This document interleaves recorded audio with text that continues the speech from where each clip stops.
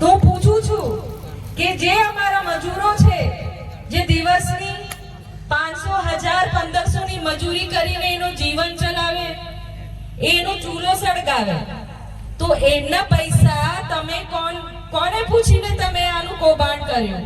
કોને પૂછીને બારોબાર આના પૈસા તમે ચાવી ગયા?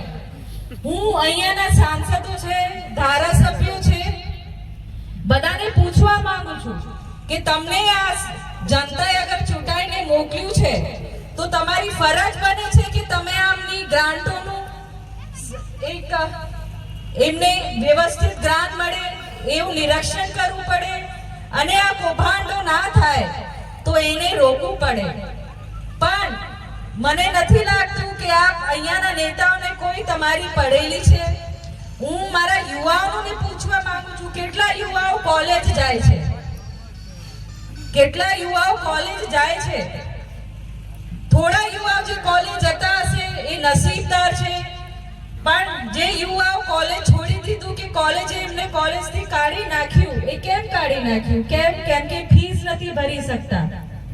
આપણા પાસે પૈસા નથી, આપણે એટલા કરોડપતિ ઉદ્યોગપતિ નથી કે નોકરી વર્ગ નથી. તો એ જ્યારે કોલેજમાંથી આ બાળકોને કાઢી નાખ્યું, કેમ કે શિષ્યવૃત્તિ જે સરકાર તરફથી મળે છે આપણા આદિવાસી સમાજના યુવાઓને, એ શિષ્યવૃત્તિ આ ભાજપની સરકારે બંધ કરી દીધી. 4-5 વર્ષ બંધ કરી નાખી. તો જે યુવાઓ કોલેજ ભણતા હતા એ આગળની જે પરીક્ષા પછી બીજા ધોરણે જવા માંગે છે, એ કોલેજ પૂરું નહીં કરી શક્યા. અને કોલેજે શું કર્યું? કોલેજ ફ્રીમાં તો ભણાવે નહીં, કોલેજ એમને કાઢી નાખ્યું. તો બિચારા જે યુવાનોને કોલેજમાંથી કાઢી નાખ્યું, એમનું ભવિષ્યમાં તો ચોકડી લગાવી દીધી ને. હવે એ આગળ ભણી શકે? ના ભણી શકે. એમનું ભવિષ્ય તો આ સરકારે પૂરું કરી નાખ્યું. તો આ લડત માટે આપણા ચેતરભાઈ ગાંધીનગર બિરસા મુંડામાં ખૂબ સરસ લડત આપી. કોલેજના યુવાઓને આ શિષ્યવૃત્તિ ચાલુ કરાઈ એમના, અને હાલમાં જે શિષ્યવૃત્તિ ચાલુ કરી, અને જે યુવાનો નસીબદાર હતા એમને શિષ્યવૃત્તિ મળી, પણ જે નથી કોલેજ છોડી દીધું અને કોલેજમાં ફીસ નહીં ભરી શક્યા, એ યુવાનો તો હવે ભણવા જાય નહીં. તો એમનું જીવન તો એ લોકોએ પૂરું કરી દીધું. હવે આ સરકારને પૂછવા માંગુ છું, તમે ચલો આદિવાસી સમાજના બાળકોનું ભણવાનું તો ચોકડો લગાવી દીધો, પણ હવે એમને નોકરી આપશો? ભણતર વગર કોઈને નોકરી મળે? સરકારી નોકરી હોય કે ખાનગી નોકરી હોય મળે? સરકારી નોકરી તો હવે સપનાની વાત થઈ ગઈ છે. ખાનગી નોકરીઓમાં પણ કોઈ ગેરંટી નથી.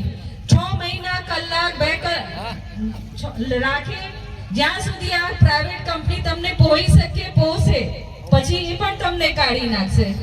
તો હવે તો નોકરીઓ પણ નથી, તો આપણે જીવવાનું કેવી રીતે?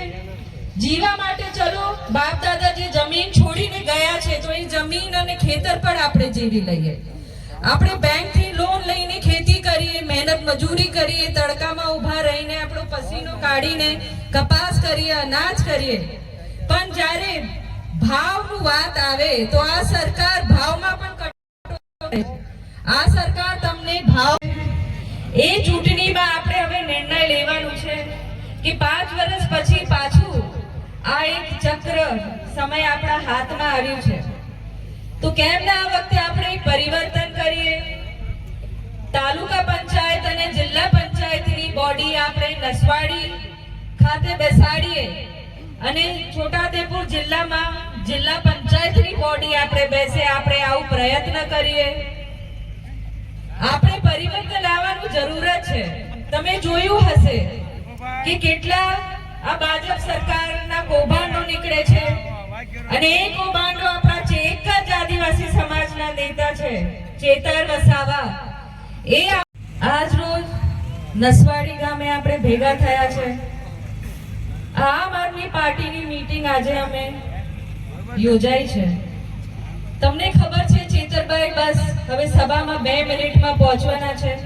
તો આ બધાને હું રજૂઆત કરું છું કે જેટલા ત્યાં પાછળ ઊભા છે આગળ આવી જાય, તાકી ચેતરભાઈને અમે ખૂબ સરસ રીતે સ્વાગત કરી શકીએ, એવી મેં તમને બધાને વિનંતી કરું છું. આપ બધા જે પાછળ ઊભા છો આગળ આવી શકે પ્લીઝ.